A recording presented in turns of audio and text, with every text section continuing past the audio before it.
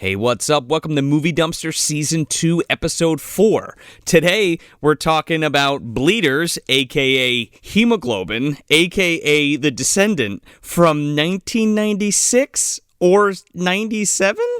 Directed by Peter Svatic. I'm Joe Lascola. I'm Sean O'Rourke. I'm Connor. I thought these were Nilbogs McGraw. Welcome to the dumpster.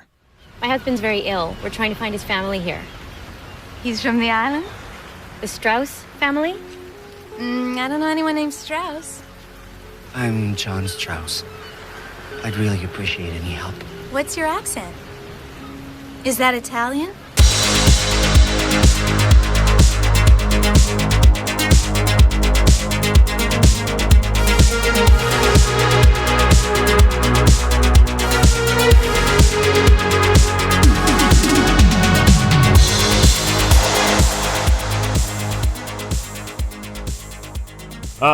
You guys want to do a quick bit of audio theater? So to sum up just a quick part of this film? Sure. Go for it. I'm going to be the King of Holland, and you two can be these dumb, aristocratic morons, okay? Here we go. Yo! You know incest is bad? No, I love fucking my brother. I will not have a part in this skit. That's where I fucking draw the line. I'm sorry. Well, you're my twin. You're my twin that I'm fucking... I'm good. I'm good, actually. Because I'm so vain, and I can't have sex with myself, so I'm going to have sex with my twin brother. Because that's apparently the only option? That's the only option I have. The fucking setup of this movie is a king one day was like, maybe fucking our family is bad. We got the fucking three-eyed, three-toed fucking monstrosity coming out of you. I think we should stop doing the incest game. And then the Van Damme family immediately went, I'd rather not. Yeah, Lady Van Damme was like, as a matter of fact, no. I will continue my sexual escapades in America. Bye. You can't tell me what to do. What do you think, you're a king? P.S. There is no King of Holland. Yeah, what the fuck? There was never a King of Holland, I don't think. Also, I thought for a long time this movie had to take place off the coast of Holland because of just the way it's set up. No. They get these people because I'm like, why is this island full of Americans and why does this place look like Innsmouth? Yeah, well, here we go. I'm going to lay it on you right now. This is a loose adaptation. You know, we keep doing these loose adaptions. Anyway, this is a fast and loose adaptation of H.P. Lovecraft's The Lurking Fear. Which I didn't know until about 25 minutes ago. So I believe there's 3 film adaptations of this story. There's the first one's Dark Heritage from 1989. I've never seen that one. And then there's The Lurking Fear from 1994. That's a full moon joint with the wonderful Lord and Savior Jeffrey Combs. Man, is there one he hasn't done? Like, he's using fucking Castle Freak, which like I saw as a child and then grew up, read The Outsider. I'm like, this is Castle Freak. Yeah, man, Stuart Gordon. It is an adaptation of The Outsider. Stuart Gordon's responsible for like most of the H.P. Lovecraft adaptations that we know and love, like From Beyond and Reanimator, whose adaptions usually always have Jeffrey Combs in it. And then Bleeders from 97, a.k.a. Hemoglobin, a.k.a. The Descendant. This movie has 2 AKAs? 2 AKAs, baby. And there's like a minute different cut, so we're going to get to that later. And thankfully for Jeffrey Combs, he's not in this movie, so good for him. Instead, we have Rutger Hauer. Somebody needed a paycheck. So this is based on the H.P. Lovecraft short story, The Lurking Fear. And just real quick, I want to run you down on that. So it opens up with this guy who's like a reporter and he's like a monster hunter, right? And he goes to Tempest Mountain, which is in the Catskills. And on this fucking mountain is this giant mansion where the Martens family lived. And there's like all these strange reports about like these weird attacks and like on local townspeople and stuff. So he goes up there looking for a thrill and a story, and then like falls through a fucking hole and then finds these creepy monsters that live underground. And then I'm pretty sure like when along the way he finds like a diary and he like reads the diary about Jan Martens and like how Jan Martens was like a relative of this dude Garrett, who was a Dutch merchant from New Amsterdam, and he like hated the fucking British Empire taking over North American colonies. So then like he just builds this mansion in the woods to get away from everything. And then like throughout that whole time, like the Martens family like becomes like more isolated from the surrounding peoples. And then there's like there's hints of inbreeding, but it's not like a huge part of the story so much as it's like, oh my god, it's like the shocker thing at the ending, like holy shit, you know. The reporter figures out that like, you know, these monsters are the Martens and they've been there for, you know, years, just like inbreeding and living under the fucking ground and like eating things in the woods and surviving up there like on people and stuff. So it seems like they nailed it.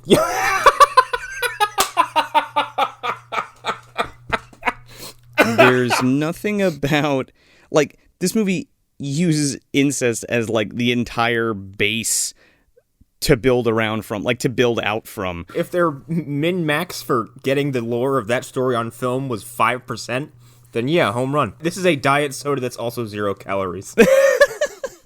But yeah, so let's jump into this movie. Well, before we do, real quick, I want to go over how the scenario in which I watched this, because I understand you two are rather tired now, because it's 3 hours plus my time. It's about 7 p.m. my time here. I got home from work last night, extremely tired, because yesterday was long, stupid, and I'd slept very poorly the night before. Get home, want to unwind, start playing some Dark Souls, have some tea, because I'm a grandpa. Play a few hours of Dark Souls and start to nod off, so because I slept so poorly the night before, take half a Benadryl and sit down. Pick up my controller and go, oh fuck, I haven't watched Bleeders yet. And then so I throw my controller across the room, turn the movie on, and I'm holding my eyes open, leaning forward, going, there, I can absorb this movie perfectly this way. Holy shit, so you were like fucked up watching this. I was fighting sleep the entire time, but then the movie got stranger and stranger to the point where it started to wake me up. Because at some point I couldn't stop looking away. I was like, this is mesmerizing and how fucking weird this is.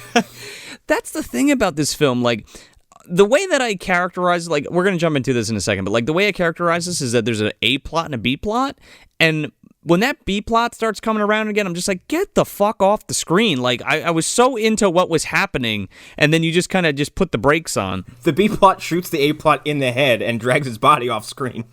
This isn't important anymore. So, yeah, this film is like this fucking... It's almost like a fever dream, I guess. It has this weird alluring factor to it, this weird dreamy feel. I don't know if it's the way the score is and the way it's shot. It's like a mishmash between like a really bad soap opera and then like this weird fucking experimental film. I don't know. It's very strange. It's also 90s horror. Yes. Oh, it's 90s as fuck. I don't know what it is about 90s horror, but all of it looks and sounds the same. It's all got someone leaning really hard on a fucking keyboard, and everything looks the fucking same. This entire score, I was looking at it at the end of the credits, was done by two guys. One played guitars, and the other just keyboards, so everything is digital. Like, I thought a good majority of it was done by an uncredited Enya. Oh. Basically, it kind of sounds like that, yeah. Oh, incest! Have sex with your brother! It's the best, according to the Van Dams. Oh, man. Fucking Jean-Claude Van Damme, that's where he came from. Rob Van Dam, they're part of the Van Dam. Rob Van Dam's a Van Dam. That's how he does that 5-star frog splash. He has it in his jeans. Exactly. He's got to fucking eat a fucking body soaked in fucking formaldehyde. Cracks a baby in half and just sucks it like a lobster. That's how he maintains his youth. He throws the baby a fucking steel chair and he just Van Daminators them. Picks up the pieces and just chews on what's left. This is how we begin the bloodletting. So that's how he does splits between the fucking trucks, Jean-Claude? Yeah. Oh, I was talking about Rob Van Dam, but no, if you I know. want to have Jean-Claude throwing a chair at a baby and having him kick it in their face, that's also a visual. Well, these fucking people are living in France because we kicked this fucking movie off and we're introduced to John Strauss. I'm sorry, you mean that's Robert Smith. I don't know who you're talking about. That's fucking Robert Smith. He's like this sad sap-looking motherfucker with these, like, Dracula-ass sunglasses and his greasy fucking goth hair and his pale-ass makeup. He stepped into frame and I was like, I will always love you. And he's with his wife, Kathleen, and they're driving on this boat to this island. So the boat's going, and then he starts having, like, a nosebleed, and his wife's like, oh my God, get me the medicine, fucking fisherman guy. And he, like, grabs this dude and grabs him by the head, and she like pulls out the medicine that she needs to like get to administer to John like via syringe, propanol or some shit, and she like puts it right next to the edge of the boat. And then fucking John, like, has a convulsion and, like, kicks it off the side of the boat. She's like, oh, my God, get the medicine. And the guy's like, I think it's gone, ma'am. It's gone, lady. I watched it sink. It's just like, oh, darn, he really needed that. Yeah. No one makes a concerted effort to save this at all. Like, it's like, he's dying. Well, it broke the water's surface. I can't, it's gone. I can't see it, therefore it no longer exists. You also get this, like, subplot gets introduced in the scene as John's having a stroke, for lack of a better term. They go by this secondary island that's where the cemetery is, and you find out that look, all the coffins are being shrouded out of the graves because apparently the person that sold them all the coffins, Birdie, whatever the fuck her last name was, did anybody catch the last name on that character? Birdie Badwig, because it's fucking atrocious. Yeah, Birdie Badwig, I like that. Oh, her. You mean the fucking the hick mom from Friday 5? Large Marge. Oh my God, from Friday 5. Yeah, totally. Well, this woman basically she sold like low quality wood coffins, and so they got to remove all the fucking bodies from the cemetery. Like, yeah, apparently like the wood is deteriorating or whatever, but all of the coffins that they bring up are completely intact. Except for like 2. Except for 2, and it's like, okay. But we find out why they're broken apart in a little while. They have a bad termite problem. The end. Bye, everybody. That was Movie Dumpster episode 4. Good night. So, and this is just told by like this fucking yokel-ass fisherman, like, yeah, hell of a thing. And then she's like, are those all women on the island? That's how that starts. She's like, is that a bunch of women? And he's like, yep, all the women, because the men's is out on a fishing trip or whatever. And I'm like, okay. Yeah, they're up crabbing. I missed that line entirely, so at some point in this movie, I'm like, are just all the extras women by coincidence? Or is it just no one else showed up? Like, what's happening here? Is it just so that, like, when the movie finally gets to its climax, there's an excuse as to why there's not as many people on this island than that there should be? Maybe. Or, like, so we have a bunch of damsels in distress? Is that the idea? And children, I guess. So they get to the dock, and Kathleen's freaking out. She's like, oh, my God, we need a doctor. Get a doctor. And this lady's like, well, we kind of got a doctor. And she's like, well, where is he? He's like, well, he's sort of a doctor. I'll take it to him. Hey, you over there. Yells to the other character across the fucking pier. And he's like, hey, can you take those people to the fucking doctor? And then Q-Tip, fucking what's her face? Lisa? Alice, yeah. She's like, hey, come and get in my boat. I'll take you to the doctor. And then I'm like, wait a second. Why do they need to take another boat to go to the doctor? Like, yeah. What are you talking about? I'll take you to a boat that'll take you to a boat that'll take you to a pier that'll take you to a boat that'll take you to a taxi to take you to the doctor. We're taking a lot of fucking boats across shit in this movie. How big is this island? Not very big. We're just not very good at what we do. Yeah, like, wouldn't driving across it be faster? I don't know. They keep saying, yeah, get in the boat. Take the boat. Well, meanwhile, John's just laying there with blood coming out of his mouth. And he goes, I'm sorry. I'm like, I don't think this is your fault. He didn't even have a fucking line of dialogue yet. So they throw him on the boat, and I'm thinking to myself, like, what do you mean kind of a doctor? Like, the island doesn't have just a regular doctor or a hospital? You either are a doctor or you are not a doctor. There's not a lot of room in between. Like, somebody gets sick and you just, like, hit him over the head and throw him into the fucking water? Like, yeah, like... Oh, you got ghosts in your blood. I don't know what to do about it. And club you, I guess. You got a fucking nosebleed. You dead, I guess. Anyway. Pumps a shotgun. He's like, whoa, my leg's broken. I don't know what else to do about it. Gotta put him down. You guys are calling me a doctor. I've been telling you for months. I'm not one. I used to be.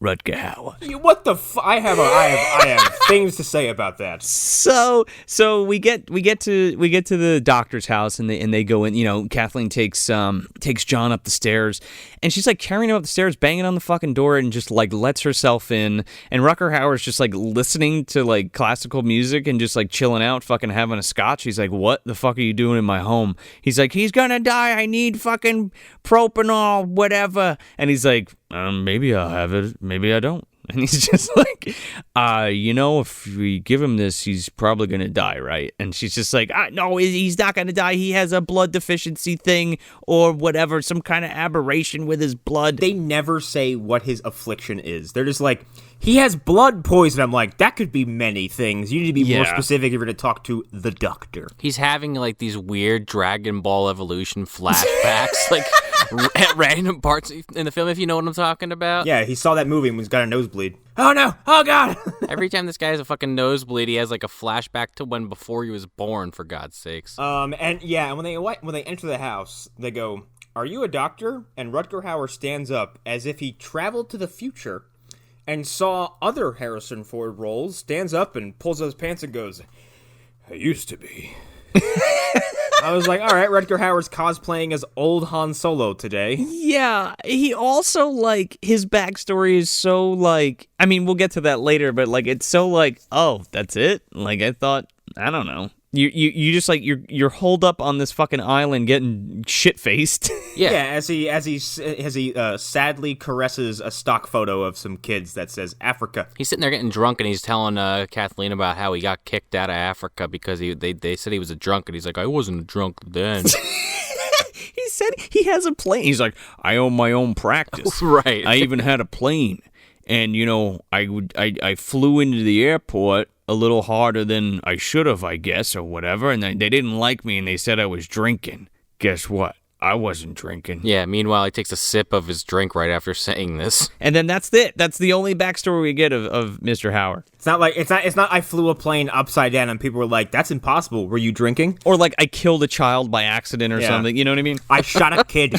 Not yet. It was dark. I couldn't see. Oh, wrong movie. Meanwhile, you cut back to Birdie. She's fucking driving her truck to the Beetlejuice house, a.k.a. the fucking hotel. A.k.a. the mortuary. Yeah. It's like a funeral home hotel. Yeah. I'm telling you, this place, when I called it Innsmouth before I even knew it was a Lovecraft adaptation, I was like, this place looks like shit and everyone's ugly. What the fuck? Yeah, and Dr. Freudstein's in the fucking basement. What the fuck was that? Joe the fucking plumber's down there. I think we missed the scene because I wrote down there's a scene where there's like a couple of these fucking nameless island children, all 6 of them I have to assume, who are playing. First of all, fuck these kids.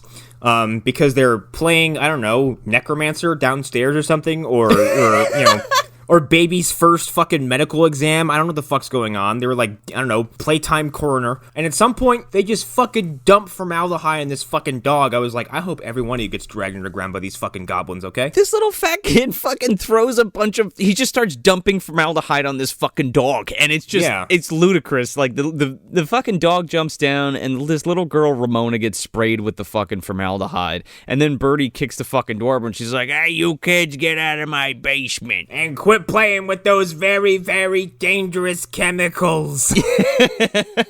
You better not use it up. That shit costs a fortune. Even though apparently we have it in spades. Like, oh yeah, we have fucking gallons of the shit lying around. And as this little girl is rummaging through this fucking basement. Yeah, but she just stays down. Everybody runs upstairs. Yeah, she stands there, and then for no reason, a Nilbog reaches up and grabs her by the fucking ankle, and I was like, goblins! It's Nilbog spelled backwards. Is bleeders, what? And then she fucking, this thing like reaches up to the fucking vent and like grabs her by the shoe or like, it's got this cute little pickaxe, like made out of like what looks like rat bones. It doesn't even grab her, it like looks at her. It looks like it couldn't hurt anything, conceivably. And like it comes and like kind of like rattles her fucking pants and she's like, eee! And then runs up the fucking stairs. And like it's been like 6 minutes since the movie started and they waste no time giving us the first glimpse of these really funny looking monsters. They are cool though. I think they're really done really well. They're cool looking when you get a full shot of them, but the problem is any immediate peril goes out the window when you're like, that's a skinned potato with arms. It is. And it's like, dude, they don't have fucking legs. How are you getting harmed by these things? Why don't they have legs? I don't understand why they don't have legs. None of them have legs, it seems. I don't get it. Like, was that just one birth defect they kept passing down in the gene pool? At some point, even they have to be like, maybe we shouldn't keep breeding no legs into our gene pool. Kill the no legs.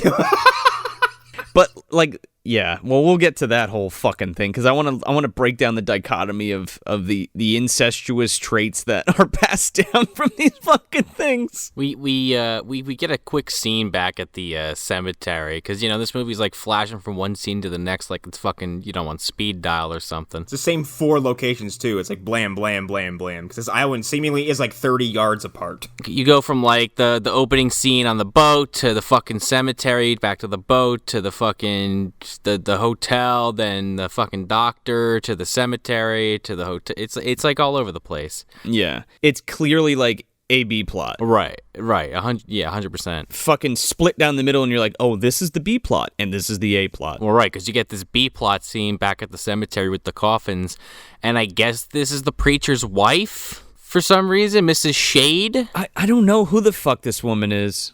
That's her name, Shade? Shades? I don't know. Does she know Shades from fucking Uncle Sam? Is it his... Oh, that's why he's a drunk. But this woman goes and like looks at one of these coffins, and I don't honestly entirely understand what the fuck happened, but she just starts convulsing on the ground and just dies. I thought that was a man because I could have sworn they said Mr. Bloody Blah, and like he opens the coffin, he, she, this person, they open the coffin and go hit the ground and just die. Like they get spooked to death, and they go they seize up and then T-pose and hit the ground. So the coffin's all clawed up, right? And they're like, what broke through the coffin? I don't know, jeepers creepers. And she like pops the lid off this fucking thing and looks inside, and then she goes catatonic and falls on the ground. She gets a bad case of the Oogie Boogies and just dies. Yeah, I thought for sure she like died of fright, but then I saw her shaking and I was like, oh, she's in shock. But I mean, she's never seen or heard of again, so she might as well be dead. Well, she is seen in one more scene when she's being cut open for the fucking funeral. Oh, that's right, yeah. Oh, yeah. Oh, that's her? I guess so. That's the same woman? Oh my god. Okay. Anyway, back to the fucking doctor's office, and John's okay. He wakes up after his propanol shot, and then Rutger Hauer finds out that, he takes off his sunglasses finally, and he's like, hey, what's wrong with your eyes? Oh, you got heterochromia. And he's like, which color do you like, Doc? And he's like, oh, that was a good one. Are you, coming on to me, sir? Your wife is right there. People who practice incest usually have different colored eyes. Whoop, could be anything. Bye. Here's my question. Where's the conclusion on heterochromia with that shit?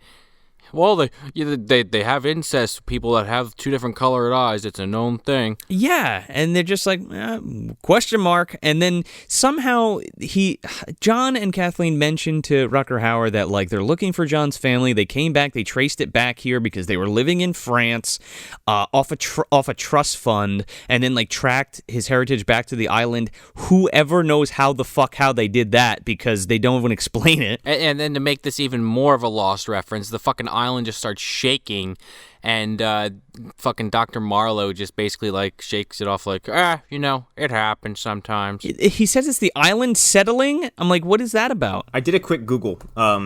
Heterochromia can be inherited by or caused by genetic mosaicism, chimerism, which I'm aware of, disease or injury. It doesn't list anything about incest, but just say it occurs in humans, certain breeds of cats and dogs. Well, he has the blood disease, whatever it is. I forget. She says something, but it's just like a vague term.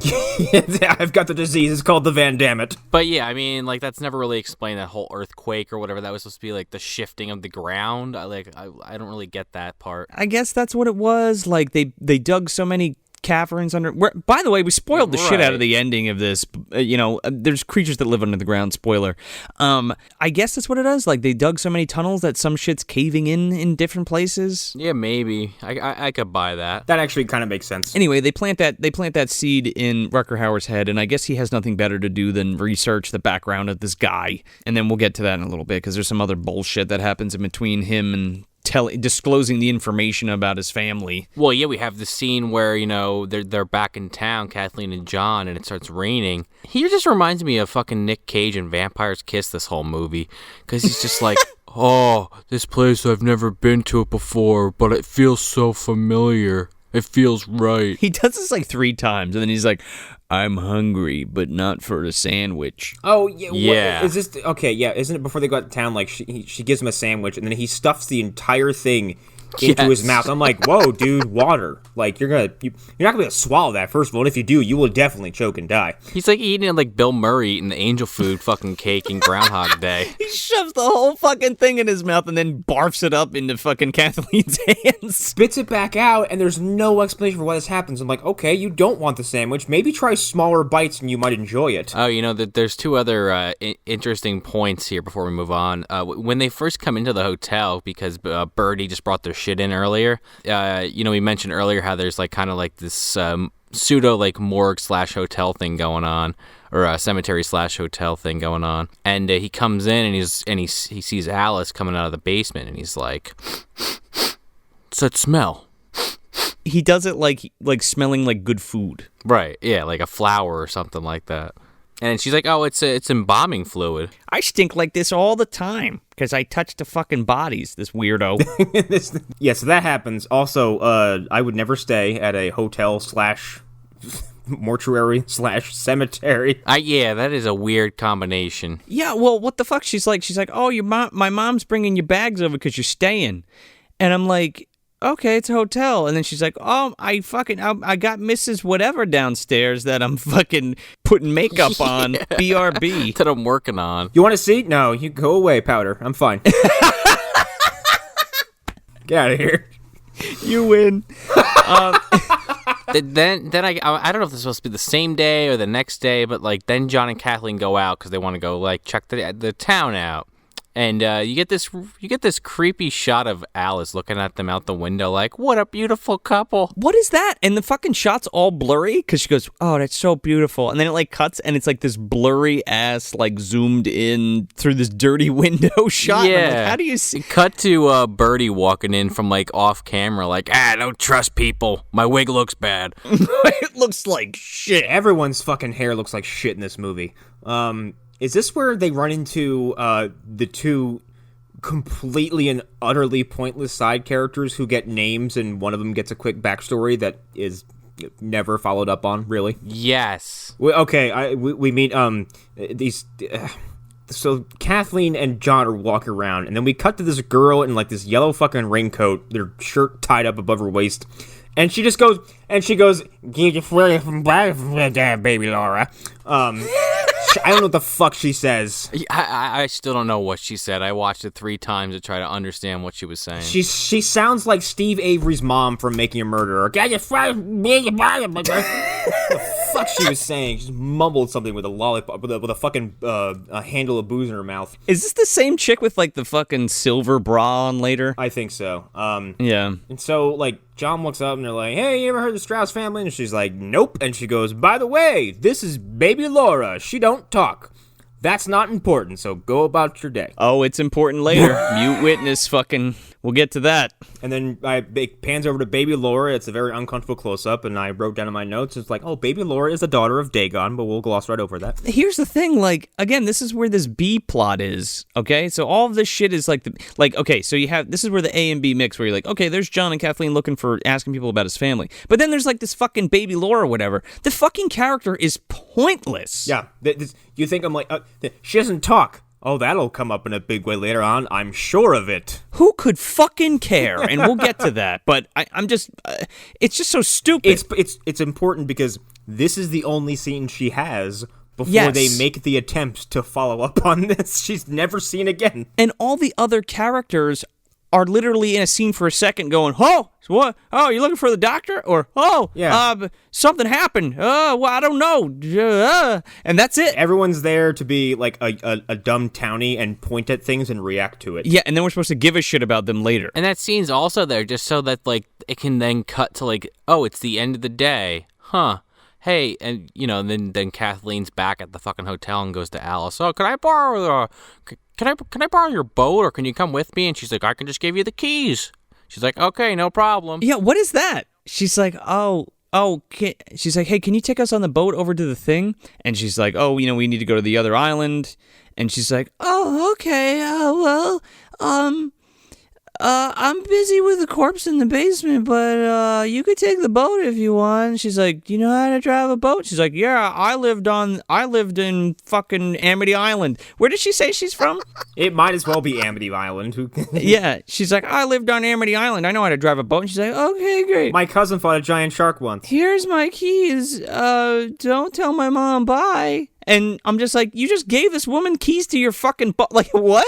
Okay. Don't tell my mom, who lives on an island of 25 people, that the boat is missing, that she can probably see from the house. That she takes frequently. Yeah, she says don't take it, and then, she leaves, and then Birdie comes in, doesn't notice this altercation at all, and then starts commenting on about how Mrs. Shade, this fucking dead body that we were talking about earlier, is getting dressed up for her coffin, and there's this expensive necklace going in there, and she's like, what a shame, what a shame. By the way, this Birdie woman's a real piece of shit, right? She's like, she belittles her daughter, she belittles her husband, she's very like one of those people that's just like, fucking, those piece of shit out of towners, let's charge them out the fucking ass to stay here. And for everything, for amenities. Of all the characters in the movie who meet their demise, she's not one of them, and she fucking deserves it. Yeah, what is with that? Yeah, this movie glosses over her being a complete shitbag to everybody she encounters completely, and then, like, people who do nothing wrong end up getting killed. Yeah, but they're also people we don't care about anyway.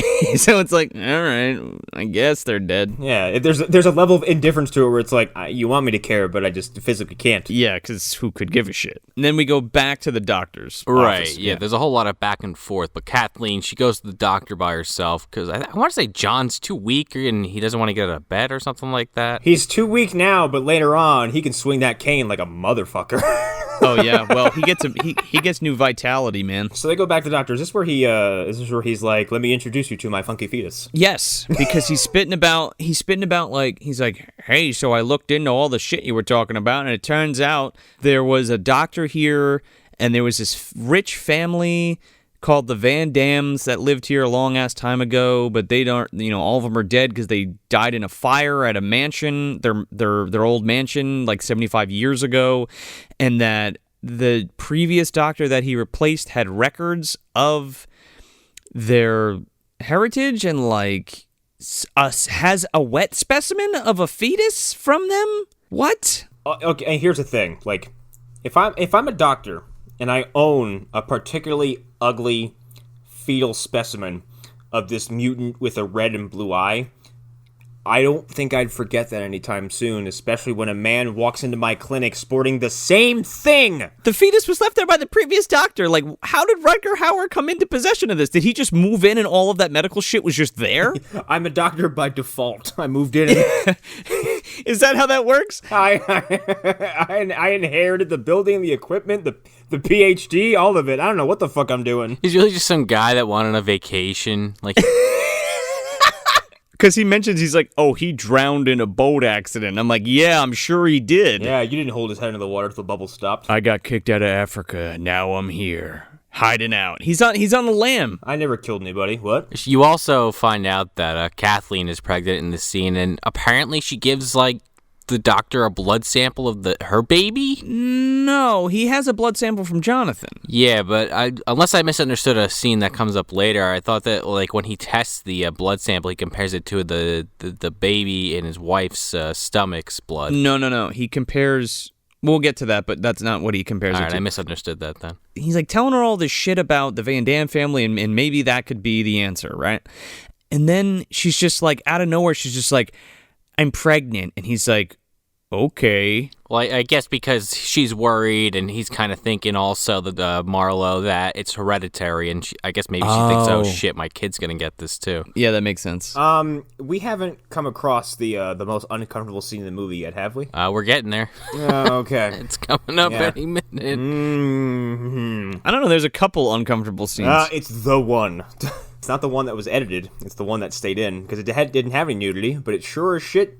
I didn't enjoy watching it. So she's like, oh, that's fucking crazy. So then cut back to the fucking... and yes, you're absolutely right. Here comes that scene because we cut back to the hotel, and Kathleen comes back and she's like, oh, I found out some shit about the Van Dam family, and maybe that's the answer, and blah, blah, blah, blah, blah. And he's just like, I'm hungry. And she's like, oh, well, okay. Well, for what? Sex time. That was not sex time. That was like straight up rape time. Like, let's be real. Yeah, it's uncomfortable. This goes on for way too long, and it is uncomfortable because it's first of all, it's filmed way up close, and there's like clothes being ripped off, and I was like, I'm like, this doesn't really belong here. No, he could have been a little aggressive and then got pushed away. But they never really see. Here's the problem with this too. Like, they never come full circle. What is this sexual impulse? Like, I think he's just a scumbag. Yeah. Oh, there's no, and that's part of the reason too. It makes him look like a complete douchebag because he turns around, says nothing, and then just attacks his wife. And all she says is, "Oh no, not this way." I'm like, has this happened before? Yeah, probably. Yeah, like, what is the implication here, and why is this happening? I don't know. It's an abusive relationship anyway, because it's like, it's got like this. What is that? Was that what it's called? Florence Nightingale? Yeah, this guy is fucked up, and she like frequently has to take care of him all the time, but is also madly in love with him for whatever reason. Yeah, the relationship is based on him and her constantly nursing him back to health. And then has a child, and then is pregnant. Like, are you fucking out of your mind? This guy is seriously fucking diseased and fucked up. Like, what's wrong with you? Like, she should have left after that shit happened. She shouldn't have been like, yeah, okay. That too. You had a bad moment. It's like, no, get the fuck out of there. Oh, rape happens. Yeah, like he's obviously fucking unbalanced. The guy's fucking nuts. He's got some kind of crazy disorder wrong with him. But anyway, she just sits there and he like cuddles up to her and then the scene ends. I don't know. It's very awkward. Yeah. And then we cut to the cemetery where Alice is breaking into that fucking coffin because I guess it's implied that she just needs the necklace so she can leave the island. Yeah, she has a short scene with her dad, which is like you see her father twice in this film. She has a short scene with her dad. She's like, I want to leave the island. He's like, probably a good idea. Your mother's a monster. Good night, honey. Walks away. I love you, pumpkin. Bye. Yeah, pumpkin. You're right, but I'm chained to her until I'm dead. You go on. It's not gonna work for me, but you go do that. It's too late. If I leave, she'll hunt me down and kill me. Yeah, basically. I won't make it past the front porch. You go run. So, the woman from before, Miss Shade or whatever, is buried with like this ruby necklace with diamonds encrusted in it. She is buried with the fucking shit you put in the lion's mouth in the Resident Evil 2, okay? What the fuck? It is a big fucking ruby. So Alice's idea, because her mother's going to steal it anyway, right? So she goes to the cemetery, and the idea is to take the necklace, and I guess she'll fucking hawk it and get some money to leave the island because it's like a poor fishing town. My question is, if the whole island is poor, who's she selling it to? Good question. And for how much? Like, is she just gonna sell it for like $100 to like get a bus out of there? Like, someone takes one of those fucking mini little like those eye telescopes they put on and look at it and go, it's fucking fake. It's a fake. It's costume jewelry. It's a fake. Is this from Claire's? What's a Claire's? They're in malls. What's a mall? We don't even have a Walmart. What's a mall? I sew my own clothes out of rags. I've never seen land other than this island. It's only an island if you look at it from the water. So she goes to fucking grab this necklace, and then little fucking hands pop up from inside the. By the way, this coffin is underground. Yeah, this is supposed to be buried already, but it's not even buried. The hole is dug, and the coffin is inside of it. It's like a little fucking cavern with like a ladder that leads upwards. It's like, why are you putting these people in caves? Maybe that's why your island is collapsing. Well, it's what it is. It's like the hole's dug for the coffin, and she like brings a ladder with her and like climbs down there. But the fucking coffin is in there with the body just open. Like, they didn't even fill it in. Like, I don't fucking get that shit. And it's like 12 o'clock at night. It's like midnight. That's what I mean. And this hole this coffin is sitting in is like a 5x5 cavern. Like, a human being can stand up in it. Yeah. Well, usually what happens is they put fucking a vault in there, like a concrete vault. Yeah. And then the coffin goes in, and then it's like sealed with like with the top. You know what I mean? so nothing can get to the actual coffin itself. Yeah. That's not there. It's just in the dirt. No. Because they don't give a fuck. It's just this properly lit, sand room. If the lighting in that room is exquisite, you can see everything. Yeah, Birdie just went to her employees. Don't bury that one. We might have to, lift it out of the ground soon to get it replaced because it's bad wood.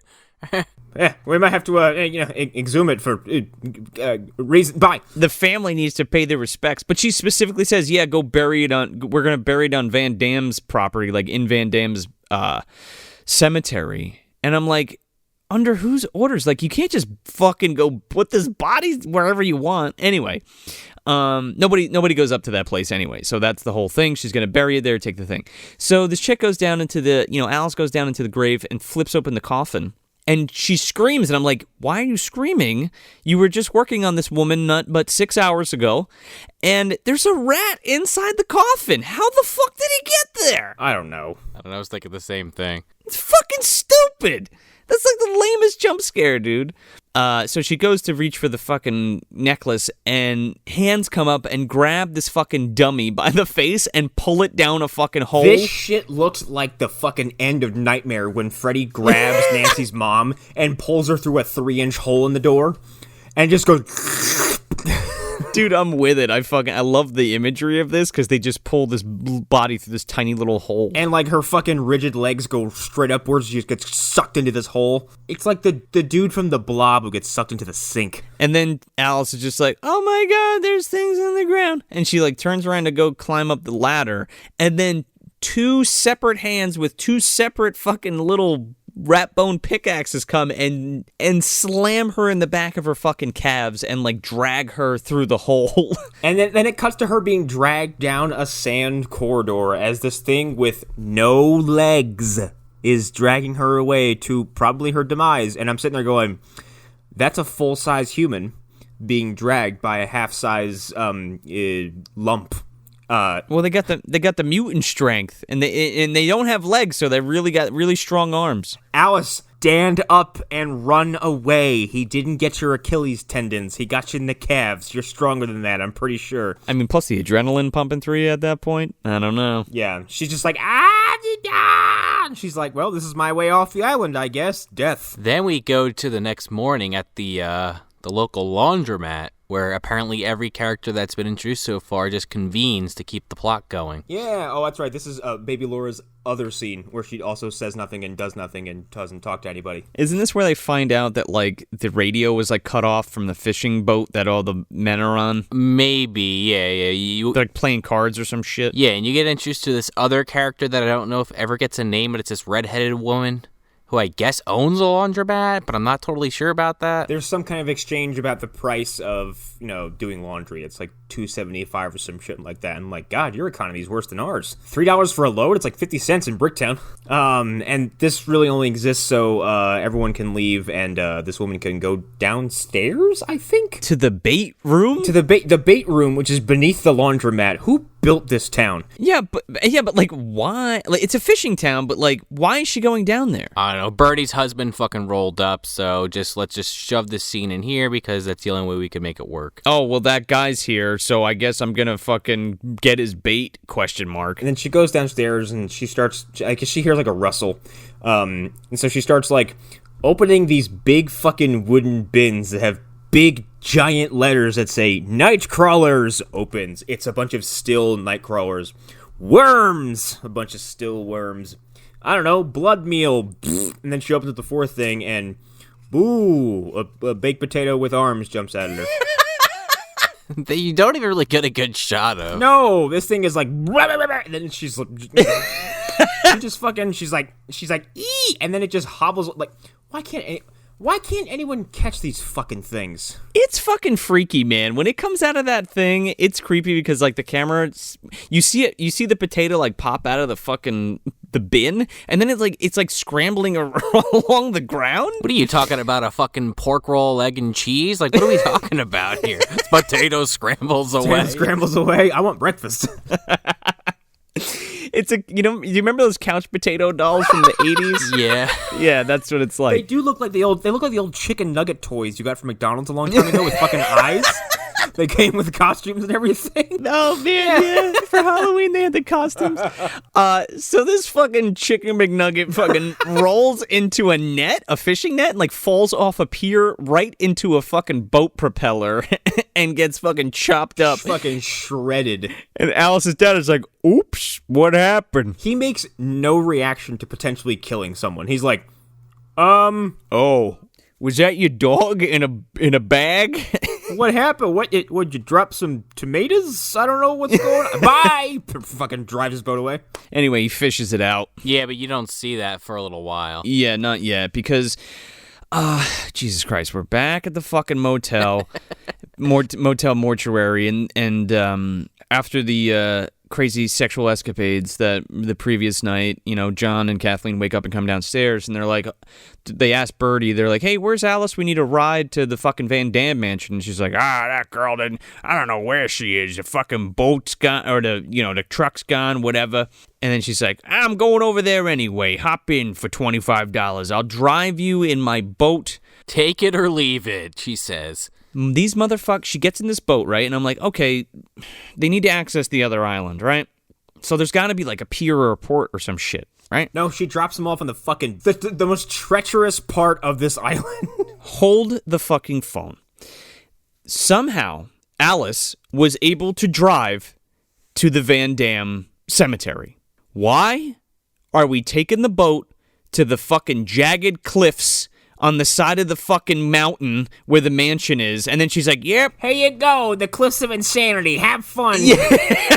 Here's the fucking mountain of madness. Go ahead, scale it and see the mansion all the way up there. It's like fucking 6 miles up. Yeah, go here. We're going to go through this fucking thing. Where the clouds are converging and the lightning is striking? Yeah, go up there. I'll see you later. Maybe not. I hope you die. Thanks for your money. And John has one of those like Dragon Ball flashbacks, and you just see like a vision of like a fucking baby like going in black and white colors, like an upside down cross or some shit, like with scratches all over it. So Birdie's like, I'll take you halfway up the fucking mountain of doom. Come on. The fucking steps of Sirathungal. They got to fight Shelob before they get to the goddamn mansion. So then we cut back to Doc's office, and he's like, what is he doing? Okay, this is the blood sample thing, right? Yeah, he's looking at the blood samples underneath the microscope, and he's like, here's John Strauss's blood. Nothing wrong. Oh, it's fucking weird. And then he's narrating this to nobody. Yeah, and he's like, here's the fetus blood from that fucking old Van Damme baby. Oh, it looks the same. They look the same. I think he's a Van Damme for sure now. Could have been the fucking eye aberration thing.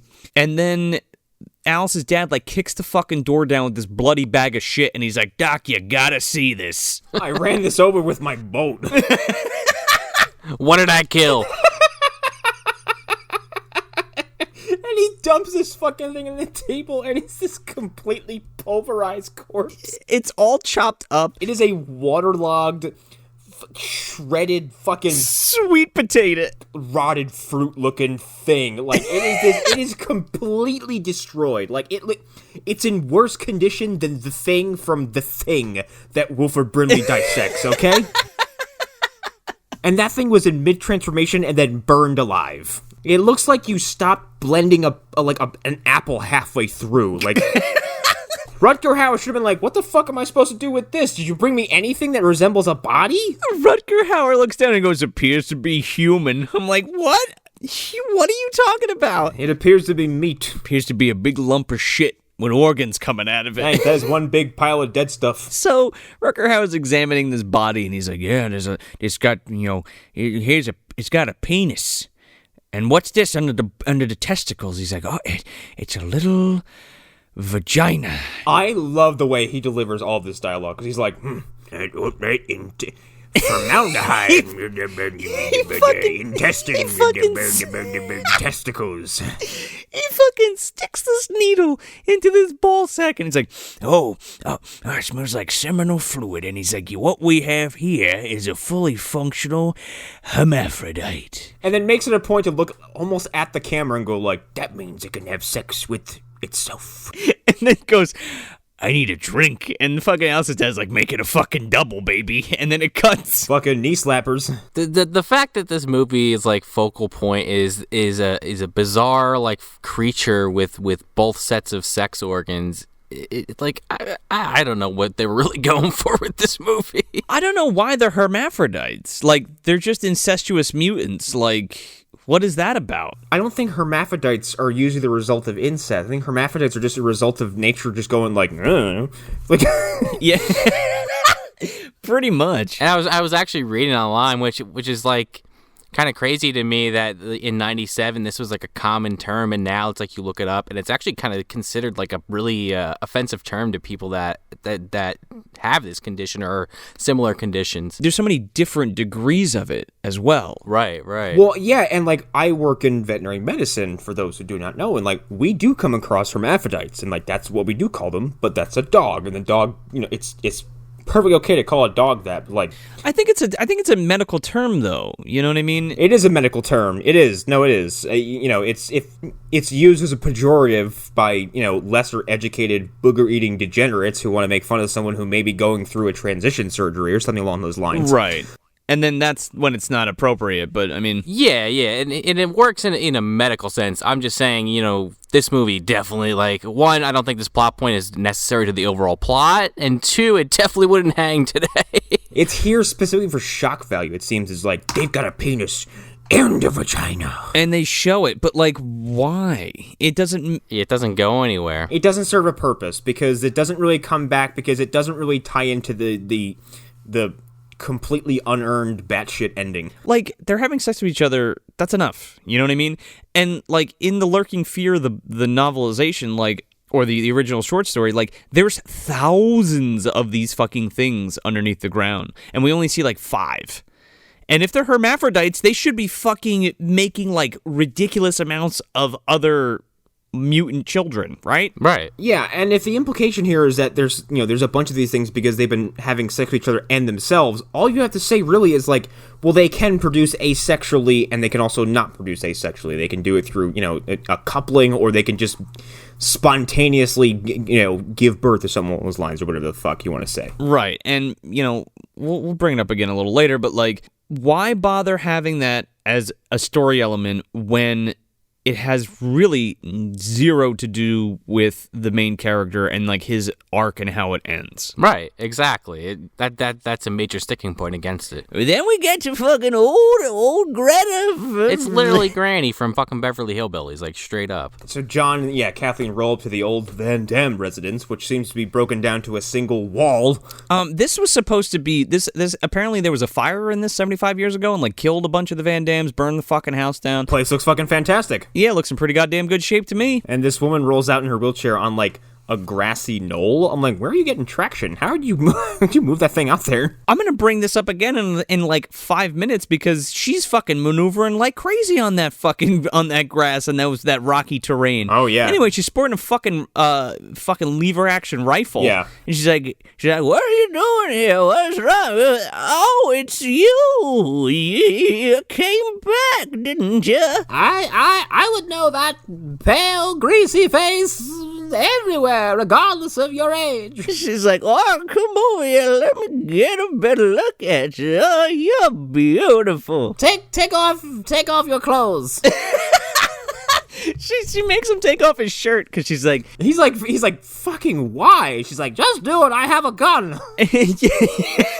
He's like, come on, old lady, tell me what the fuck happened. She's like, well, you have the scars. It's not so bad. And she's like, 75 years ago, there was a fire, and I saved you, and I sent you across to France, and then I sold a bunch of antiques and got some money for a trust fund. Now get the fuck out of here. And then he's like, wait a second. No, he's like, tell me more about my family. Like, that doesn't even make sense. And she's like, oh, you got a good craving, don't you, boy? And he's like, what do I crave? Like, I don't get it. Like, do you know what I'm craving? Like, what's... She fucking hands him a box of Crave cereal. She's like, yeah, your destiny is complete. Now get off my property. General Mills. It's chocolate flavor. I know you like that very much. Goodbye.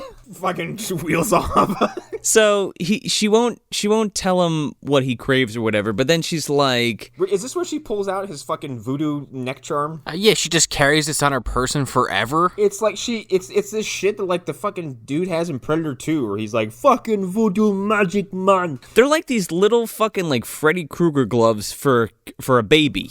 Baby's first slasher glove. Also never explained. He's like, what is this shit? And she's like, well, the Van Dams were really fucking strange, and they did a lot of weird shit. That's why you have those scars on your chest, because you put the gloves on and touched your chest as a baby. And he's like, okay, but why? She's like, bye. Never mind that. Fuck off. She's like, did you ever see the movie Edward Scissorhands? We thought it was kind of funny that he constantly cut himself, so we wanted to replicate that. We don't really understand comedy too much. Now get the fuck off the property, boy. Fucking love this character. So he starts asking too many questions, pressing too hard, and she fucking barrels up and she's like, get the fuck out of here before I shoot you. So they leave. This guy's an idiot, okay? Because as soon as she said 75 years ago, I pulled you from the fire, he should have been like, okay, stop. Instead, he leaves, stops several feet away and goes, hold on. He goes, hey, wait a minute. Wait a second, I've been had. And then turns around and storms. Like a Bugs Bunny, like a fucking Bugs Bunny cartoon, man. Storms back and he's like, none of what you said made sense. She's like, yes, it did. You're wrong. Yeah, he goes, why did they give me away? She's like, it was a kindness. It was a kindness. She's like, get out of here before I blow you away. And he fucking whacks the fucking gun out of her hands with the cane. Oh my god, I laughed my ass off when he fucking takes it. First of all, it's the most energy he displays the entire film. She points his gun at him and he just home runs this fucking shotgun out of her hand. Oh man, it's so good. And then she's like, all right, you got me. Come on into the mansion. She's like, well, you're far more virile than I thought you were. Inside with you. Before she takes them inside, there's this quick scene back at the old cemetery, and the fucking shit-stained kids are playing again in some place they're not supposed to be. Ploppy, who could fucking care about this shit? Oh no, Ramona got grabbed and pulled into a hole. They're playing hide and seek, and it's just stupid. They're in the cemetery and they're like playing hide and seek, and she's like, first of all, these kids are fucking stupid, and here's why. Here's my list of reasons. Go ahead. All of them are dumb at hide and seek. First of all, they're bad. They're like, hide and seek, let's go. And all of them run approximately 15 feet and just duck behind stuff. And then this girl, I don't know who taught her how to play hide and seek. She goes, 1, 2, 3, 12, I'm done. I'm like, 12? You stopped at 12? Who raised you? Who told you to stop at 12? Not only 12, I'm done, but this little girl's like, all right, jig is up. Where are you guys? And I'm like, you didn't even move. You walked like a foot. What the fuck are you doing? This is not how you play hide and seek. Okay, and everyone stands up now. I win. And yeah, she's like, Squeaky, where is everybody? I'm scared. And then she gets fucking pulled underground. I guess because she still smells like embalming fluid because she hasn't changed her clothes for 3 days. Is that the idea here? Sure. Or she just stepped in one of their little air holes, and they were like, how dare you cover that up, and just grabbed her and pulled her in. Like, I don't know. I was coming up for a breath of air. Also, just like the physical logistics don't make sense to me, because you're telling me like this thing tunneled upwards into a mound of dirt and then pulled her under, but then who's to say her body weight alone wouldn't just let her sink through this fucking pile of dirt that's got no structural support? It would act like quicksand. Well, now we're talking about the logistics of the fucking dirt. And, like, that's totally true because, like, all of these kids would just fall into the sinkhole. Yeah. It broke my mind. I was, like, what the fuck? Like, this whole cemetery should have just collapsed. Listen, we're talking about a movie about, like... incestuous goblins. Yeah, let's not worry about if the dirt's gonna collapse on somebody or not. We got way bigger problems. I demand answers, movie. Listen, Connor, this isn't a kryptonite spear. We need to move on. Oh yeah, we also got one more quick cut to the Doc's house for like a second, and like Alice's dad is like pouring half the bottle of fucking whiskey into his glass, and Rutger Hauer's just like, this thing's got 3 fucking stomachs. I just cut it open. You smell that? And he's like, oh, I smell it. It smells like fucking embalming fluid. And he's like, that's right. He like licks his fingers. He's like, yep. Tastes like it too. Let me pour myself a glass. Are you drinking that? I've been doing it for years. Then we go back to fucking Grandma Ethel laying down the fucking Van Damme storyline in the mansion. Yeah, there's a portrait in the castle. She shows him. And he's like, who's that? And she's like, well, that's fucking Eva Van Damme. And she was the first one that started this whole fucking cockamamie thing. What thing? Fucking your what? Nothing. Change the subject. Are you boys hungry? She moved here and built this mansion to fuck her brother. It was a religious persecution from the King of Holland. Look at the time. She also she comments that I came here as a child and I saw them eating. Yeah, what is that? Like, well, because to cement like how long they've actually been there. I guess. But she was the nurse to the doctor on the island who previously, like, I guess, treated these people. Right. So she knew the secret too? And she's the only other one that knows the secret beside the doctor that's fucking drowned, but he's probably been eaten by these things, not drowned. Or he's fucking them, whatever. I don't know, whichever one. He goes, then he keeps saying, he's like, what am I hungry for? Like, what am I craving? And she's like, I can't tell you that. That's a family guarded secret. And then fucking Mr. Potato Head pops up in the fucking doorway. And he's like hanging from, like, he's like eye level with them. So he's like hanging like in the doorway. He is propping himself up, like bracing himself with both hands against the door frame for reasons, I guess, to be scary. With the reality is like, dude, you've got no legs and you're made of lumps. Just be yourself. And this thing's just like, meh. And it fucking falls down and there's like a bunch of close-ups of him. And the old lady's like, this is the part I was talking about, okay? Before, when she's like rolling around like nobody's business on a rocky, uneven, fucking grassy hill, she's rolling down the fucking the hallway in the dining room. She's like, open the windows, it hates the light. And then her fucking wheelchair just tips forward and she fucking eats the goddamn fucking wood floor. And then this fucking thing seemingly leaps about 15 feet because she's on wheels. And this thing doesn't have legs. So you can imagine the distance they've already created between each other. And she falls, and he's like, I'm on you. And then he takes his baby's first pickaxe, and he pokes her in the back with it, and she's like, ow! And then dies. I'm dead. No more plot for you. So, I don't even know, like, they just, like, escape, right? Like, John and Kathleen just run. They just fucking run. Yeah, they just run, and I guess they run all the way back across the ocean, back to town. No, they come out of the fucking Van Damme mansion. Oh, that's right. Alice's truck is still there, right? Yeah. So they take that because they don't know where Birdie went. Because there's a scene where Birdie goes to collect the necklace. And she's like, damn it, Alice, you got there before me?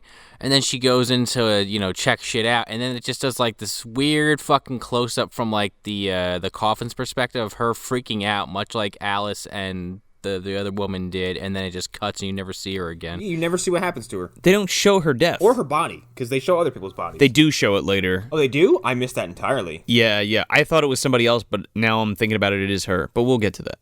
So then, okay, so plot B, Ramona has disappeared. She got sucked down the hole. The kids are like, oh my God, Ramona, the hole. They're acting like they have to act like they're sad. Yeah, it's pretty bad. Oh no, Ramona fell down the hole. Tell her mom, I guess. And then the chick's like, all right, Squeaky, you be a good boy. Get out of here. Go with mute witness. And then she like turns to fucking Silver Boobs and she's like, hey, we got to get the fucking sheriff. And then it just cuts. Where do we go now?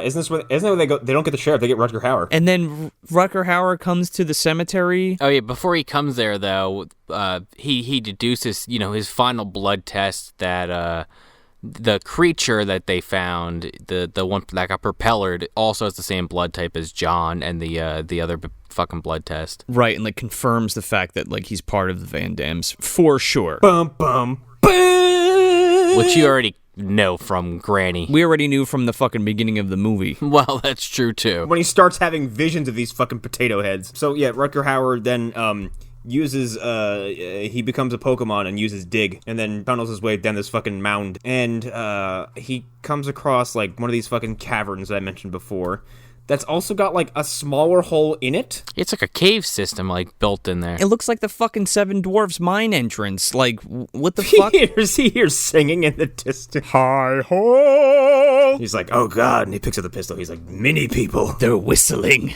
Small hands. I'm very bigoted against small people. Not in the film. I'm just adding that to make this doctor look reprehensible. So Rutger Hauer goes in this little mine shaft, and he goes inside, and he's poking around. He's got a fucking gun. That he finds on the ground. No. One of the people give it to him before he goes in. Oh, I could swear he found, like, and he's like, oh, look, a perfect condition, World War II, Colt 45. No, it's actually kind of a funny visual to me because like the other townsfolk like give him the rope, a pistol, and a flashlight, and he just jumps down, and he's like down there by himself, and then there's like all these skeletons and shit. The movie forgets it doesn't have an action star or hero, so it just turns Dr. Rutger Hauer into Action Man. Hey, you were in that movie Blade Runner, right? Well, here you go. I used to be. Yeah, but the Dr. Marlowe character is walking around these caverns, and he's kind of bumping into these Van Damme creatures sporadically, but they're not really going after him. No, that's the weird thing. So he walks down and finds like this perfectly placed like pile of bones that are like completely clean. Right. And then he like and takes a few steps, and there's just like these Van Dams like around a fire in the cavern, and like one's got a baby and the other one's just like, hey, do you fucking mind or whatever?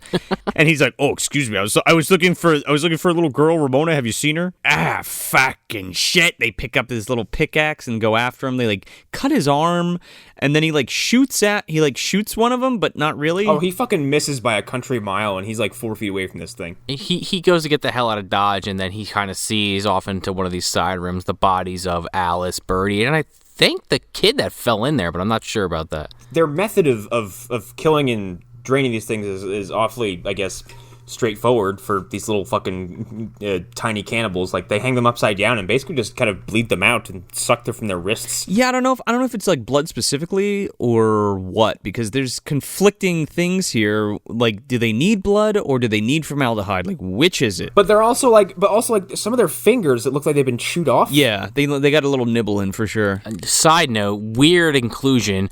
On Alice's body, her boobs just hanging out. Oh, for fuck's sake. Yeah, they were like, oh, well, you haven't seen her boob yet, so I guess we'll put that in there. And this is the scene where you see Alice's body, and the one hanging next to it, I thought was Ramona, but that's Birdie, right? Birdie's on the ground. Ramona's actually getting nibbled on. But we don't see Ramona yet. We see Alice's body, and then we see Birdie's body. They're both like strung up. Oh, yeah. The series of events is a little jumbled, but yeah, because he first goes down there, he sees the two bodies, then he runs into like the group of Van Dams. Yeah, he like looks down a hole, and Ramona's like getting eaten, and he's like, Ramona. And he does nothing. He's like, well. No. He's like, I've seen enough, bye, and just fucking runs. Yeah, he fucking comes out of the hole, and everybody's like, well, what happened down there, Doc? And he's like, what, Doc, what's the matter with you? He fucking climbs this ladder and just fucking shoots the rest of his whiskey down, and then that's the scene. Okay, yeah, and the next scene, I think, Sean, were you going to go to where they figure out John's, like, temporary cure? Well, yeah, because you get this scene of Kathleen driving this fucking Jeep truck, whatever, and John's in the car with her, like, borderline comatose because he can't fucking function, and they pull up to, Rutger Hauer's house, and while this is all happening, there's this interspliced scenes of Rutger Hauer saying, oh, we gotta go to the lighthouse. He goes, they're mad, they're hungry, they're coming to get us, they hate light, let's get to the lighthouse. The townspeople are like, who's they? Stop explaining things. You've done nothing but drink since you came out of the hole. Him and the redheaded woman basically coming to the conclusion that, oh shit, when Birdie removed all these coffins, that was their food supply. That's why they're going after the living now. Which nobody bats an eye at. They're just like, oh yeah, their food supply. Whose food supply? Is he drunk again? Is Doc drunk again? What's he talking? He hasn't said anything that made sense since he came out of the hole. Well, they got a town full of boats, and they got the whole town up in a frenzy that they go to this fucking lighthouse. Yeah. Why don't you guys go to, like, the mainland? I didn't think about that. Get on the boat and leave. They could all just get into the fucking water. These things have no legs. But yeah, they like you were saying, Connor, they go to the fucking Dr. Marlowe's house, and the baby in the jar is on the table. Sure is. I love how you set that up.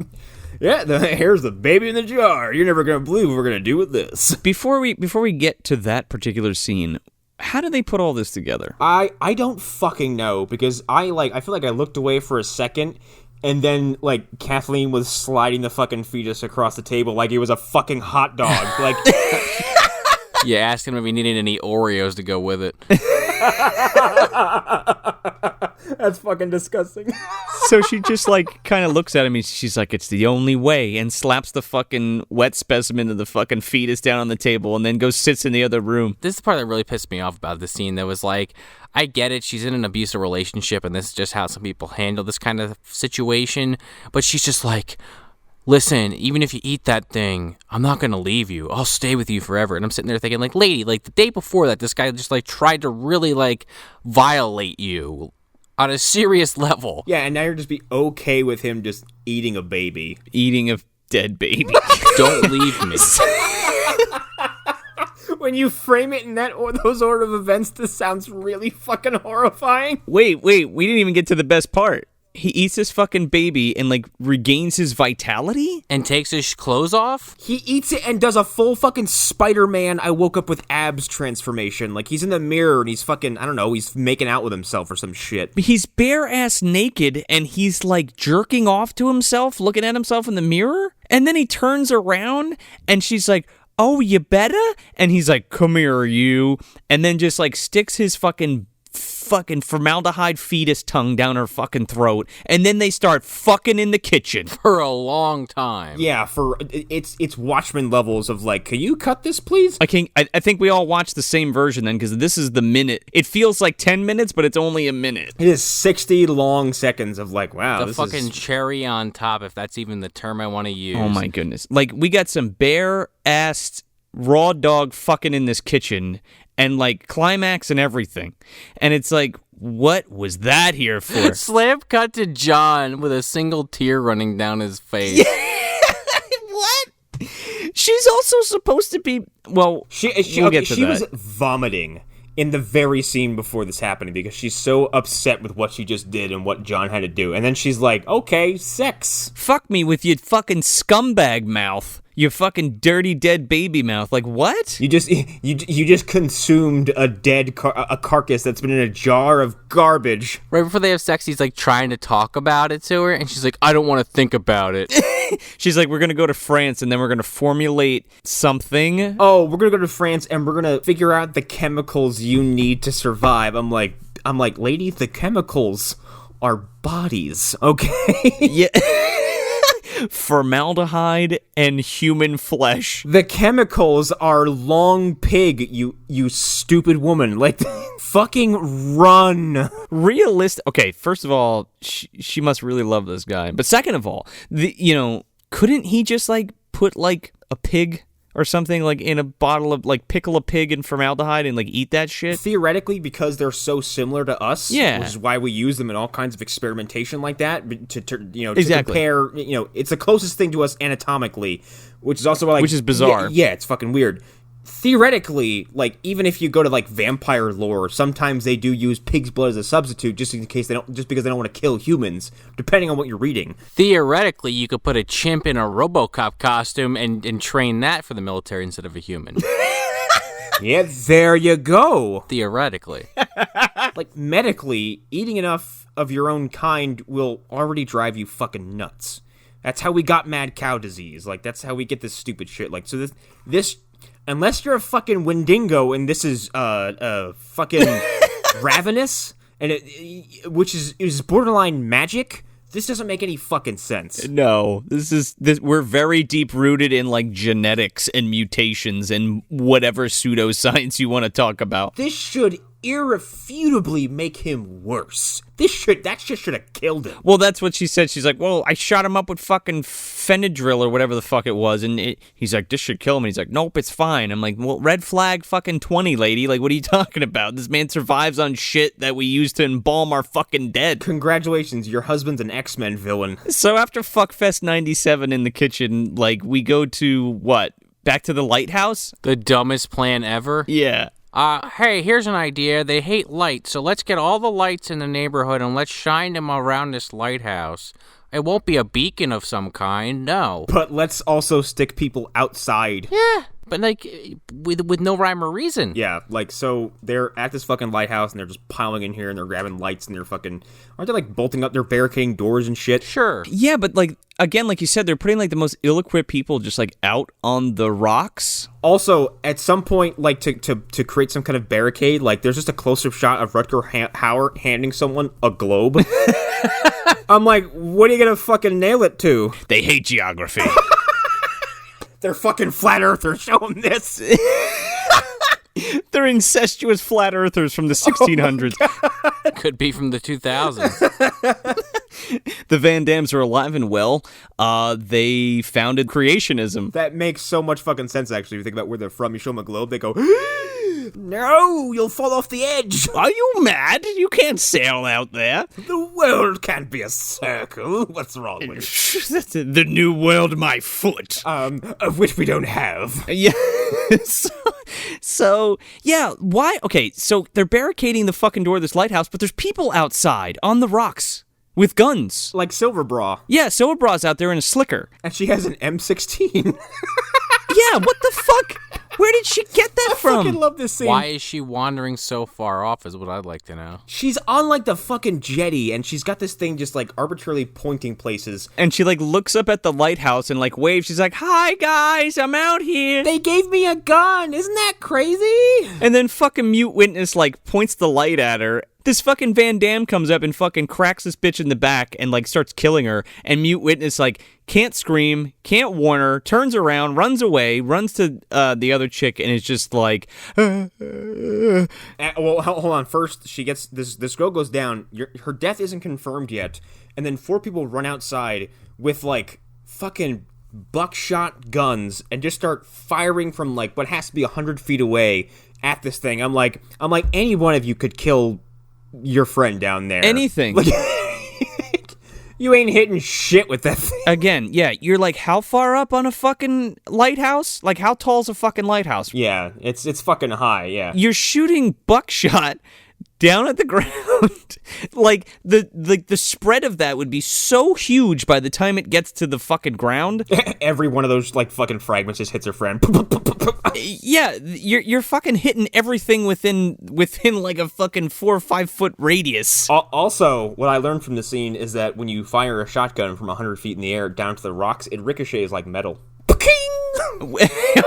And it sparks the fucking rock. So yeah, Silver Bra is dead. And then Mute Witness Baby Laura goes inside, and then redheaded woman just makes a face, and then turns around and just sheaths a knife and hands it to Baby. She's looking at it like it's some kind of ceremonial fucking dagger. She's like she's fucking John Rambo. Yeah, she's like, you see, she doesn't say this. She doesn't say a word. She just kind of like, because nobody can see me right now, but like she like flashes. She's like, yeah, you see this fucking knife? You see that? I'm gonna put it back in the sheath and I'm gonna fucking hand it to you. There you go. I'm gonna push it against your chest. There you go. Now you're an action star, right? Protect yourself, John Rambo, Mutant Witness. And then doesn't someone say like "fuck yeah" or something like that? I can't remember. Yeah, it was probably Marlowe after he shoots a flare in the sky and just fucking no scopes a guy on the ground. He's like fucking Rutger Hauer's like, we need more light, and he shoots a flare into the fucking sky. Yeah, and then Sean's right. He just fucking eyeballs a shot down one of the mutants and just hits it. Yeah, like right between the eyes. He's like, where are you from? Don't ask questions. Can't hit the fucking one that's 4 feet away from you in the cavern, but you fucking nail this one right in the dome from a top of a lighthouse. It's because he was sober when he was in the tunnel, and now he's been drinking. Oh yeah, he's got that fucking dead eye now. He's soaked, man. He's ready to go. Of course, because this is a horror movie, the power mysteriously gets turned off. Yeah, but not before John and Kathleen get to the lighthouse. Well, explain to me why the power got turned off. I totally missed that one. It just happens? No, a lightning strike hit the fucking lighthouse and like the power went out. Oh, okay. Lightning has horror movie awareness. It always strikes when the villains need the power to go out. But it doesn't serve any purpose. You want to know why? No, and actually, I'm bummed because the one thing that the one action piece that was in this scene that did seem to serve a purpose and that kind of would have added a sense of peril is kind of just so limply done. It just didn't have an effect. And that was when these things are tunnelers. Yes, they're in a big giant building with a singular floor, so they dig the fucking floor out and everyone collapses in. I'm like, that's cool. And then it goes nowhere. Yeah. No, yeah, exactly. So I don't remember how John and Kathleen get there, but they are there in the lighthouse. And I don't remember seeing them get there, but they're there. Yeah, I think they could just drive there from the doctor's house. It's not far. I don't know how they knew to go to the lighthouse. It must have been so fucking noisy. Also, how did they get in whilst it was under siege and people were firing shotguns outside? That's what I'm saying. I don't know how they got in there. So the floor fucking falls out, and literally all the kids fall down. Like Fat Kid 1 and the redhead kid fall down. And Rutger Hauer's like just looking down. He's like, save yourself. Somebody do something. I'm not going down there. I'm not doing it. I've already been down there. I want you guys go down there. Well, then baby Laura has like an amazing kill shot. She takes that fucking knife and just throws it right like at This fucking fat kid is about to be dragged off, and she takes the knife, jumps down this fucking hole, and goes, "Not fucking today." No, she goes, "No fucking way!" Yeah, something like that, and then fucking pulls a Frank Castle, whoever the fuck from the Punisher movie, and just throws it right into this fucking mutant's chest. And then she disappears from the movie. Yeah, she's killed immediately after. Is she? Yes. Yeah, because a fucking mutant comes over, trips her down to knee level, and just baby pickaxes her in the neck, and she dies. Oh, I didn't even realize that. I just remember, like, she does that, and then Kathleen and Rutger Hauer jump down, save the fat kid, and then run after the red-haired kid. Yeah, because the red-haired kid's getting dragged off. And then Jonathan's like, "Wait, Kathleen, no!" And he jumps down there, too. Well, she does get dragged away at one point. I forget how. She gets knocked over or something. Everyone who dies in this movie either deserves it or is just completely unaware of what's happening around them. Or go right into the mouth of fucking madness, because it's like, what are you doing? Yeah, because like I think Rutger Hauer jumps down there too. Kathleen jumps down there because the one redhead kid's being dragged away. Yeah, not his mother. His mother doesn't jump down there to save him. She doesn't give a fuck. She's like, let him get killed. She's like, "Doctor, go get him." He's like, "What? You go.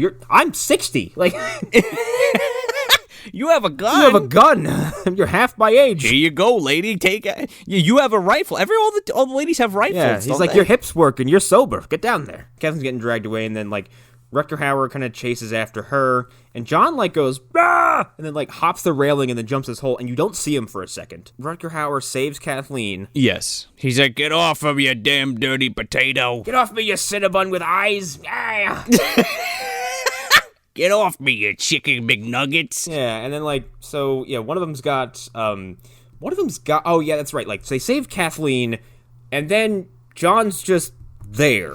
Well, he walks out with the redhead kid like fucking Creature from the Black Lagoon. Yeah. And I'm like, "Oh, cool." I'm like, I know what happened here. He tamed his people and he'll give the kid back, and no, he just killed the child. What the fuck's happening? He sure did. He fucking takes this kid and he's like, "Y'all gotta leave." And she's like, "Wait, no, you gotta come home. Like, let's go home." He's like, "I am home." And then he like puts the kid down on the ground, takes out his fucking baby Freddy Krueger glove, and like slits this kid's wrist and starts drinking his blood. And then he turns around and he's like, "Okay, go now. It's gonna cave in." And she's like, "No, John, wait." And he's like, "Get out, you and Rutger Hauer, get out of here." And then they run away, and the fucking thing caves in, and Jonathan is down there with the fucking potato people. This was neither earned, developed, or did it make any sense? No, that's the thing. Like, look, I knew for a fact he was going to just end up with these people, or like, you know, like sacrifice himself in some way. But he doesn't do either of those things. Like, no, he does a fucking heel turn. Yeah, like, but completely. Like, there is no, like, I wish he like would have went after them. Like, "I'm a Van Damme now, and they're my family." Yeah, like it's such a hard left initially, and then he's like, "I'm a fucking monster now, but I'm gonna kill this kid, but oh, go, wifey, it's fine, leave, I'm not gonna hurt you, go, I suddenly give a shit." Yeah. So it cuts to like, I think it's like the following morning, the fucking cave collapses, and you don't see John right away, and Kathleen's gonna fucking leave, and she's just like, "Well, this has been the worst night of my life," and Rutger Hauer's like, "Ain't that a thing, chug." There's two fade to blacks and then fade ups.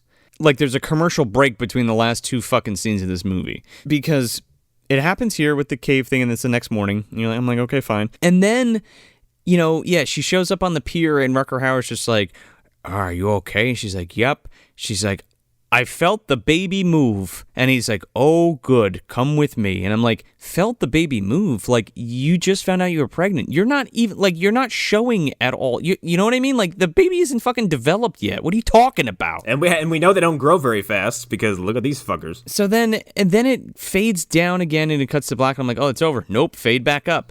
Our fucking narrator from the beginning of the movie comes back. And it turns out, surprise, Jonathan had a twin sister. Oh. He wasn't the only normal one. There was another one, his twin sister, who's also hermaphrodite, but she'll fuck him anyway. I was like, the line, it's like... That's what he says. I know, almost verbatim. That's why it bothered me, because it was like, and it turns out John also had a twin, who is also a hermaphrodite. It's like the end of the Grinch or some bullshit. Yeah.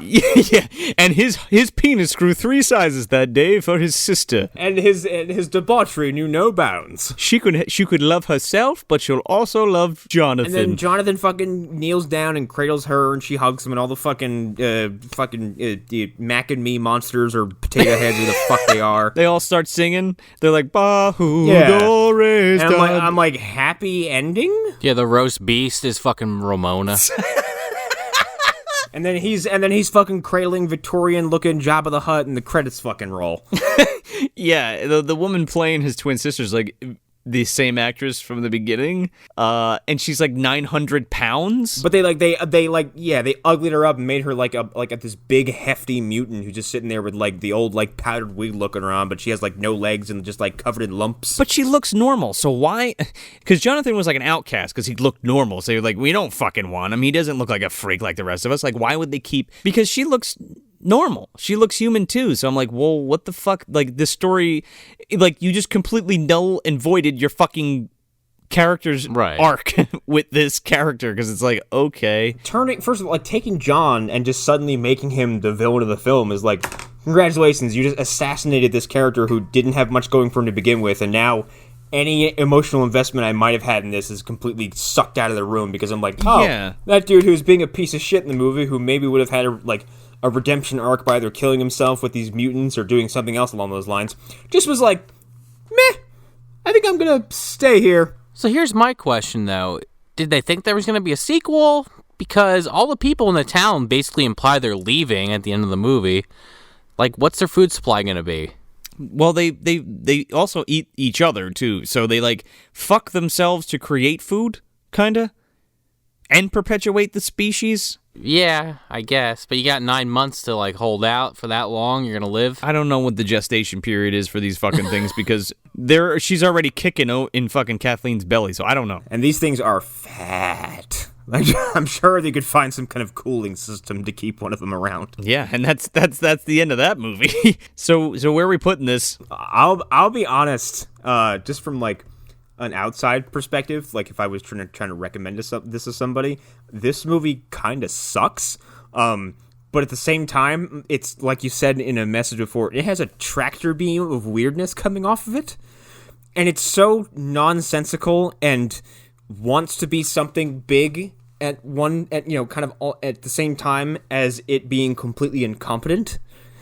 In some departments, like, things don't add up, and there's things that happen out of nowhere, but there's also hilarious characters like this fucking shotgun-toting nurse in a fucking wheelchair, and Rutger Hauer's drunk-ass doctor, and everyone that built on the island is an idiot.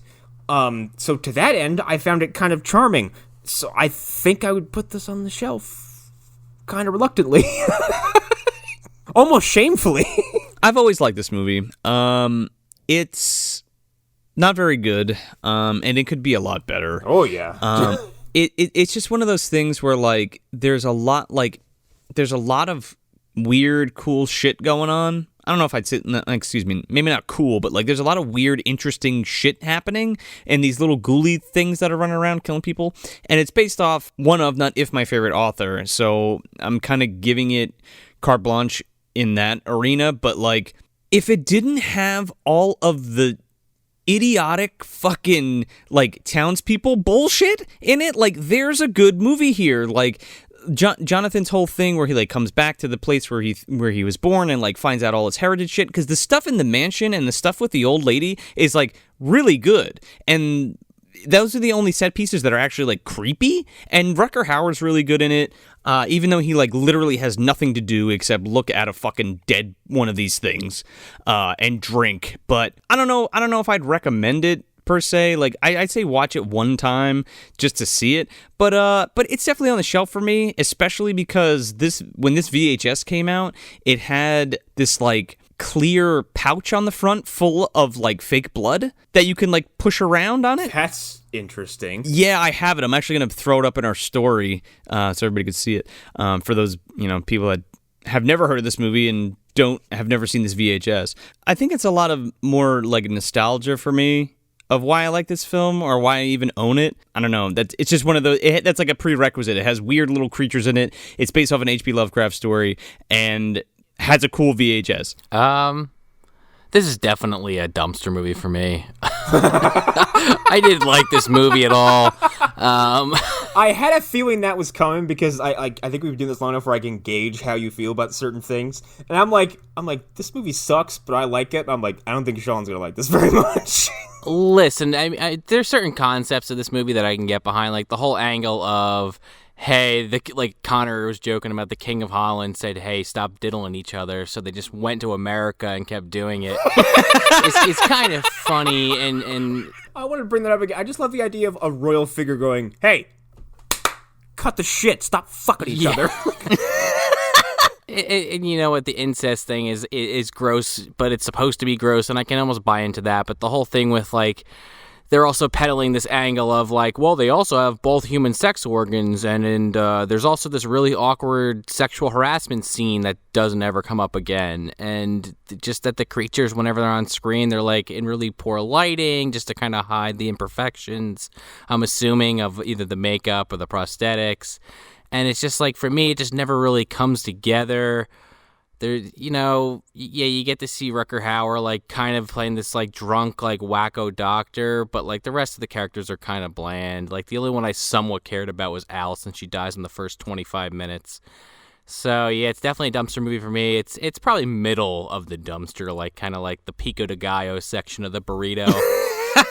After it comes out, on the other end of the body. Yeah, I wouldn't say this movie is in any way rage-inducing, but you can certainly look at it and go, this is stupid. I do wonder if I would like this more if I had been more familiar with the H.P. Lovecraft story, or if, I have seen the titular VHS in person, so I can attest to the fact that it's a pretty cool cover. But yeah, I didn't have any kind of nostalgia for it, and I just, I don't know if I would recommend it either, but I also, like, if it came on TV and someone's never seen it, I wouldn't tell them to, like, turn it off immediately. I'm probably never going to watch it again. You could recut this movie into fucking 20 minutes and be like, yeah, that was a thing. Yeah, put that on the new Twilight Zone. Something like that. You could put this on Crypt TV and call it a day. I think this is kind of along the same lines of quality as Uncle Sam. Not to get off on a side tangent, but I feel like there's a lot more, at least in my opinion, to like about Uncle Sam than this movie. Well, Uncle Sam has fucking Isaac Hayes and a kid in a fucking wheelchair, and someone uses a cannon at the end, all right? Like, this... I'm trying to assess which one's less boring. Ooh, I don't know about that. I don't think because there's stretches in both movies where not a lot is happening, so I don't know. Might be a tie. But I would say they're both the same level of dumb, and I think it would just come down to personal preference at that point. It's just like, how much can you tolerate of all this nonsense? So yeah, well, at least the fucking creatures in this are like well done. They look good. They're fucking easy to make fun of and laugh at. Uncle Sam is dressed as Uncle Sam, and that's it. That's a crime in and of itself. So that's it. That's Bleeders, a.k.a. Hemoglobin, a.k.a. The Descendant from 1997. I'm Joe Lascola. I'm Sean O'Rourke. I'm Connor McGraw. Thanks for visiting the dumpster. Seminal fluid present suggests a functioning hermaphrodite capable of having sex with itself. I need a drink. Make mine a double.